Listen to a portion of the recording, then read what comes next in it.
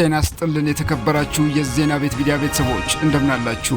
አሁን የደረሱንን አጫጭር ሰበር መረጃዎች ለእናንተ አዘጋጅተን ቀርበናል።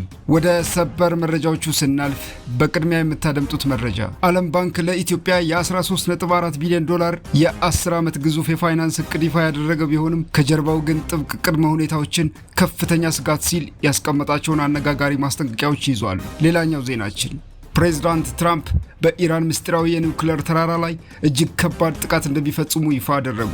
ከመሬት በታች የሚገኘው ተቋም ዓለምን ስጋት ላይ ጥሏል። እስከ መጨረሻው አብራችሁን ስትቆዩ እነዚህና ሌሎች በርከት ያሉ አጫጭር ሰበር መረጃዎችን ታደምጣላችሁ። እንደተለመደው ሁልጊዜም ትክክለኛና ሚዛናዊ መረጃዎች በፍጥነት እንዲደርሷችሁ የዩቲዩብ ቻናላችንን ሰብስክራይብ በማድረግና የደወል ምልክቷን በመጫን የቻናላችን ቤተሰብ እንድትሆኑ በአክብሮት እንጠይቃለን። አሁን በቀጥታ ወደ መጀመሪያው መረጃችን እናልፋለን።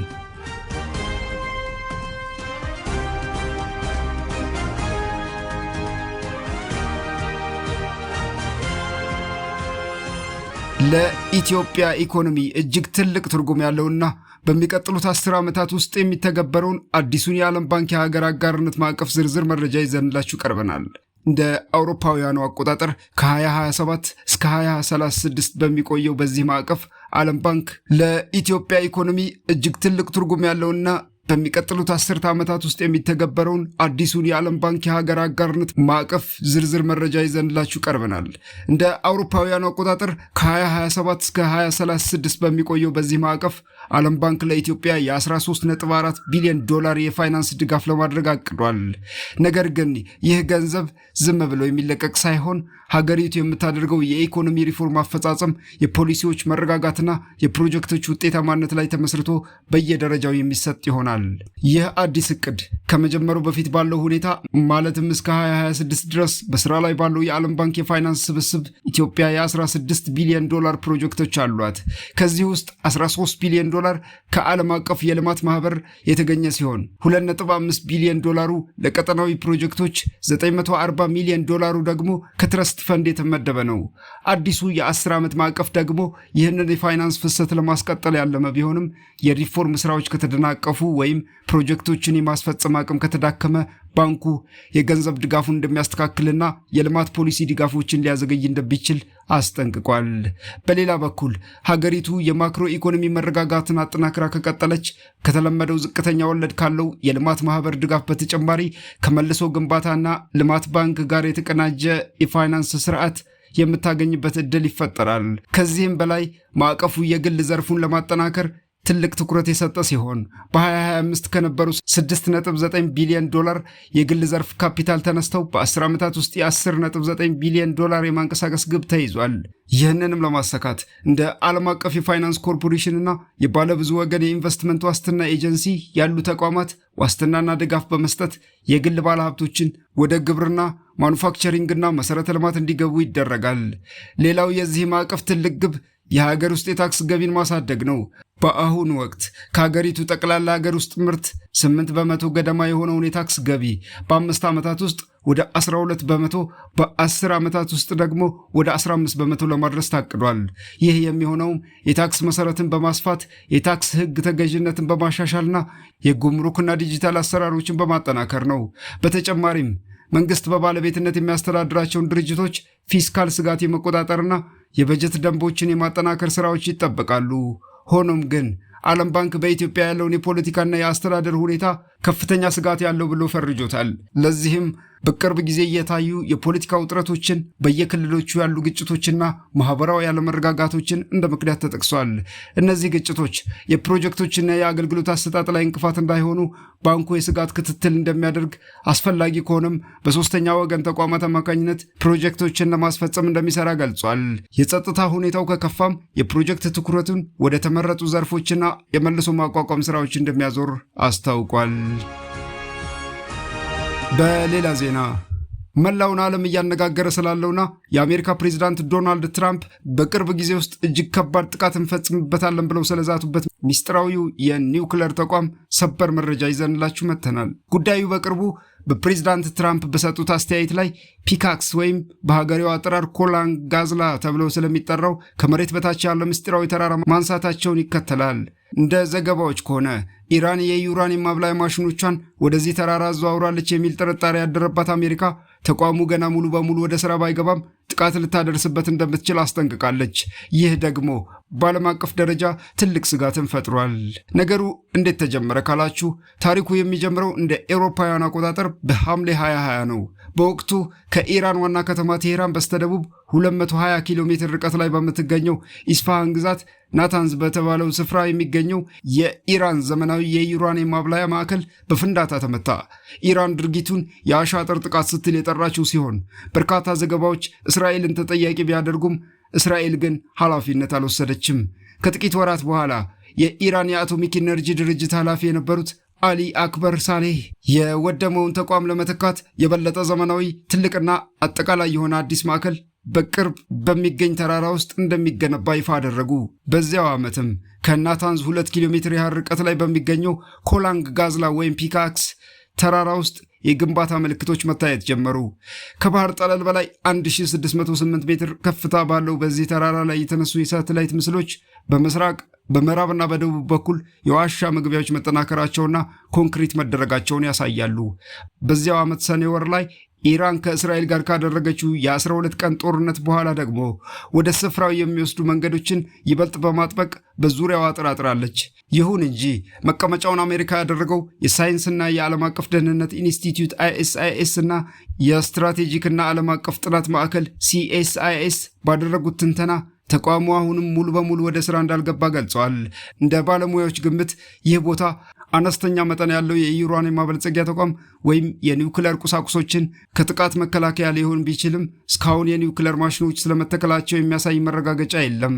የኢራን የውጭ ጉዳይ ሚኒስትርም በቅርቡ በሰጠው መግለጫ በቦታው ምንም አይነት የኒውክሌር እንቅስቃሴ የለም ሲል አስተባብሏል። የዚህ ተቋም ሚስጥራዊነት ዓለም አቀፉ ህብረተሰብ በእጅጉ ያሳሰበው ዋናው ምክንያት ኢራን ለዓለም አቀፉ የአቶሚክ ኢነርጂ ተቋም መርማሪዎች ወደ ስፍራው ገብተው እንዲፈትሹ ፍቃድ አለመስጠቷ ነው። የዓለም አቀፉ ተቋም ዋና ዳይሬክተር ራፋኤል ግሮሲ ተቆጣጣሪዎቻቸው ወደ ቦታው መግባት ያለባቸው ቢሉም ኢራን ግን የኒውክሌር ቁሳቁስ እስካልገባ ድረስ ፍቃድ መስጠት አይጠበቅብኝም ስትል ትከራከራለች። እስከ ባለፈው ጦርነት ድረስ ኢራን እስከ 60 በመቶ የበለጸገ 440.9 ኪሎ ግራም ዩራኒየም የነበራት ሲሆን ይህም ለኒውክሌር መሳሪያ መስሪያ ከሚያስፈልገው 90 በመቶ ጥራት ጋር በጣም የተቀራረበ ነው። አብዛኛው የጠነከረ ዩራኒየም በፎርዶ እና ናታንዝ ተመርቶ የነበረ ቢሆንም ከ200 ኪሎ ግራም በላይ የሚሆነው የበለጸገ ዩራኒየም አሁን የት እንዳለ በግልጽ አይታወቅም። ቀደም ሲል አሜሪካ የኢራንን የፎርዶ የኒውክሌር ተቋም አፈር፣ ድንጋይና ኮንክሪት ጥሶ መግባት በሚችለው GBU 57 በተባለው ቦምብ ደብድባ እንደነበር ይታወቃል። ነገር ግን በማሳቹሴትስ ቴክኖሎጂ ኢንስቲትዩት የኒውክሌር ተመራማሪ የሆኑት ማቲው ሻርፕ እንደሚናገሩት የፒካክስ ተራራ ግንባታ በጣም ጥልቅ ከመሆኑም በላይ ስላቀማመጡ በቂ መረጃ ስለሌለ አሜሪካ በፎርዶው ላይ ያገኘችውን አይነት ስኬት እዚህ ተራራ ላይ ላልደግመው ትችላለች። ሆኖም ግን የዋሻ መግቢያዎች፣ የአየር ማቀዝቀዣዎችና የመብራት መስመሮች ለአየር ጥቃት በጣም ተጋላጭ በመሆናቸው ጥቃቱ ተቋሙ ወደፊት ሙሉ በሙሉ ጥቅም እንዳይሰጥ ሊያደርገው ይችላል። ፕሬዚዳንት ትራምፕ በቅርብ ጊዜ ውስጥ ጥቃት እንፈጽማለን ሲሉ የዛቱት ይህንኑ ታሳቢ በማድረግ እንደሆነ ይገመታል። ወደ አጫጭር መረጃዎቻችን ስናልፍ በመጀመሪያ የምናገኘው በአሜሪካ የሚገኝ ፌዴራል ፍርድ ቤት ከ5000 በላይ ለሆኑ ኢትዮጵያውያን ተሰጥቶ የነበረውን በአገሪቱ የመኖርና የመስራት መብት ህጋዊ ከለላ የፕሬዝዳንት ዶናልድ ትራምፕ አስተዳደር እንዲያቆም በመፍቀዱ በርካታ ወገኖችን ለከፍተኛ ስጋት ዳርጓል። የቦስተን ዲስትሪክት ፍርድ ቤት ዳኛ ብሪያን መርፊ በአገር ውስጥ ደህንነት ቢሮ በሰብአዊ ምክንያት ከሀገር እንዳይባረሩ የሚረዳውን ጊዜያዊ የጥበቃ ሁኔታ ወይም TPS እንዳይቋረጥ ይከለክል የነበረውን እገዛ ያነሱት የጠቅላይ ፍርድ ቤቱን ውሳኔ መሰረት በማድረግ ነው። የጠቅላይ ፍርድ ቤቱ ውሳኔ ይበልጥ ተፈጻሚነት በማግኘቱ ከኢትዮጵያ ጨምሮ ከ13 ሀገራት ለመጡ ስደተኞች የተሰጠው ህጋዊ ከለላ እንዲቆም መንገድ የከፈተ ሲሆን የሀገር ውስጥ ደህንነት ቢሮም እርምጃውን በይፋ መተግበር መጀመሩን አስታውቋል። ይህ ውሳኔ በመቶዎች በሚቆጠሩ ኢትዮጵያውያንና የመብት ተሟጋጅ ተቋማት ዘንድ ትልቅ ተቃውሞ የቀሰቀሰ ሲሆን በሺዎች የሚቆጠሩ ወገኖቻችን የመኖርና የመስራት መብታቸውን አጥተው ከሀገር የመባረር አደጋ ውስጥ ወድቀዋል። በሌላ ዜና የእስራኤል መንግስት ለፍልስጤም ሀገርነት መመስረት አደጋ ደቅኗል የተባለውን የመሬት ወረራ የሚያስፋፋ አዲስ የጨረታ ጥሪ በማውጣቱ ዓለም አቀፍ ቁጣን ቀስቅሷል። በዌስት ባንክ E1 በተባለው ስትራቴጂካዊ ቦታ ላይ 1200 ቤቶችን ለመገንባት የወጣው ይህ ጨረታ ከ1967ቱ ጦርነት ወዲህ የተያዙ ቦታዎችን ለሁለት በመክፈል ምስራቅ ኢየሩሳሌምን ይነጥላል። ይህንን እርምጃ የዩናይትድ ኪንግደም የውጭ ጉዳይ ሚኒስትር ኤድ ሚሊባንድ አውዳሚ ድርጊት ሲሉ የኮነኑት ሲሆን በተለይ በ2022 ጠቅላይ ሚኒስትር ቤንያሚን ኔታንያሁ ወደ ስልጣን ከመጡ በኋላ የሰፈራ ማስፋፋቱ በከፍተኛ ሁኔታ አድጓል። በአሁኑ ወቅት ከ700 ሺህ በላይ አይሁዶች ባሉባቸው ሰፈራዎች አቅራቢያ 3.3 ሚሊዮን ፍልስጤማውያን የሚኖሩ ሲሆን ይህ አዲስ ግንባታ ወደፊት ነፃ የፍልስጤም ሀገር የመመስረት ዕድልን ሙሉ በሙሉ የሚያጨልም በመሆኑ ከፍተኛ ስጋት ፈጥሯል። በሌላ ዜና በኢንስታግራም ገጹ በቅንጦት አኗኗሩ የሚታወቀውና ኬሲ ሌግዠሪ በመባል የሚታወቀው ተጽዕኖ ፈጣሪ ከ28 ሚሊዮን ዶላር በላይ የሚያወጣ ኮኬይን ከያዘ ቡድን ጋር በመንደሩ በቁጥጥር ስር ውሏል። በኦንላይን ገጹ 700 ሺህ ተከታዮች ያሉት የ49 ዓመቱ አፎላዊ ካዜም ማይክል 184.5 ኪሎ ግራም ኮኬይን ይዞ ወደ ፓሪስ በቢዝነስ ክፍል ሊበር ሲል በሌጎስ አውሮፕላን ማረፊያ በር ላይ በናይጄሪያ የአደንዛዥ ዕፅ ቁጥጥር ኤጀንሲ ተይዟል። ባለስልጣናት ግለሰቡ ከደቡብ አሜሪካ የመጣውን ዕፅ በናይጄሪያ በኩል ወደ አውሮፓና እስያ የሚያዘዋውረው ቡድን ዋና አስተባባሪ እንደሆነ ገልጸው ሲያዝም በ3 አይነት ልዩ ልዩ ገንዘቦች ከ12840 ዶላር በላይ ጥሬ ገንዘብና ውድ ጌጣጌጦችን ይዞ ተገኝቷል። በጉዳዩ ላይ ኮኬይኑን ሲያሽግ የነበረ የሎጂስቲክስ ሰራተኛና በዩናይትድ ኪንግደም የሚገኙ ሌሎች ተጠርጣሪዎችም በቁጥጥር ስር የዋሉ ሲሆን ክስተቱ አገሪቱ ለዓለም አቀፍ የዕፅ ዝውውር መተላለፊያ ማዕከል እየሆነች መምጣቷን የሚያሳይ ትልቅ ማረጋገጫ ሆኗል። በመጨረሻም ዶናልድ ትራምፕ የሆርሙዝ ወሽመጥን አዲስ የአሜሪካ ግዛት ማለታቸውን ተከትሎ የኢራን የውጭ ጉዳይ ምክትል ሚኒስትር ካዚም ጋሪባባዲ ቅዠታም ሲሉ ፕሬዝዳንቱን ወርፈዋል። ዶናልድ ትራምፕ የፐርዢያ ባህረ ሰላጤም በትክክል መጻፍ እንደተማሩት ሁሉ ስለ ሆርሙዝ ወሽመጥ ያላቸውን ቅዠትም በቅርቡ እናስተካክለዋለን ሲሉ ጽፈዋል። ትራምፕ በትሩዝ ሶሻል ሚዲያቸው በለጠፉት ምስል ላይ የሆርሙዝ ወሽመጥን አክብበው የአሜሪካ አዲስ ግዛት ሲሉ ጽፈዋል። የኢራኑ የውጭ ጉዳይ ምክትል ሚኒስትርም ይህንን ምስል በድጋሚ አጋርተዋል። በሌላ በኩል የኢራን ፓርላማ አፈ ጉባኤ መሐመድ ባጋር ጋሊባፍ በበኩላቸው አሜሪካ የመግባቢያ ሰነዱን ስምምነቶች ካልተገበረች የሆርሙዝ ወሽመጥ እንደማይከፈት አስታውቀዋል።